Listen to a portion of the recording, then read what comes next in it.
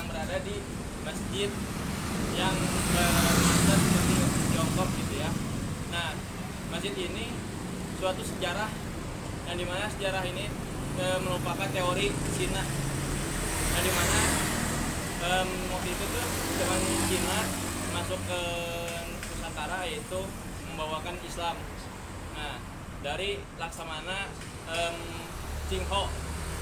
Nah, bertujuan dari pertama perdagangan dari Tiongkok dan akhirnya menyebarkan ajaran Islam. Sekarang kita bisa lihat ya, seperti kayak temboknya gitu ya, kalau kayak itunya, nuansa seperti latar-latar kayak Tiongkok gitu. Sebenarnya teori ini dikemukakan oleh para pendatang Tiongkok gitu ya, yang ingin menyebarkan ajaran Islam.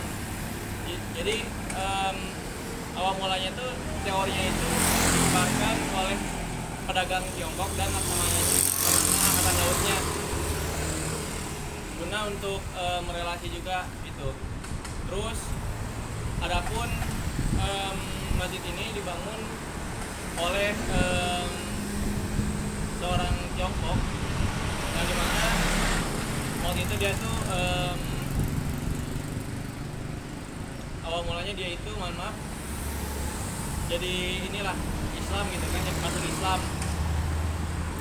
dan juga langsung menyebarkan kayak di masjid-masjid juga lah pokoknya. Terus dan juga ini juga saksi bisu sejarah Islam dari Tiongkok gitu.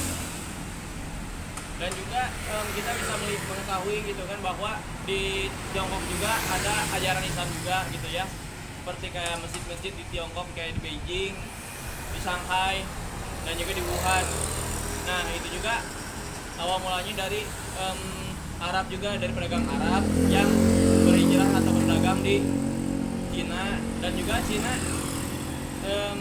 sudah ada yang semuanya gitu ya, ada seberapa yang masuk Islam, akhirnya menyebarkan juga ke Indonesia gitu, ke Nusantara yang awalnya pada abad ke-17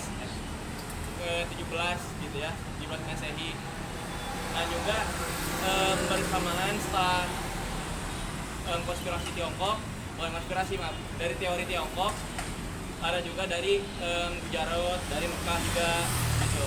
Bahkan yang saya lihat selama ini, yang saya kunjungi saat ini adalah bernuansa Tiongkok. Jadi masjidnya itu bernuansa Tiongkok gitu.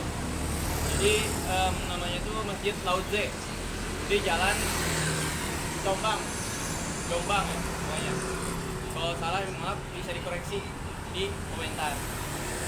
Jadi inilah nuansanya gitu ya, dari Tiongkok, dan lahirlah di Nusantara seperti kayak keislaman gitu.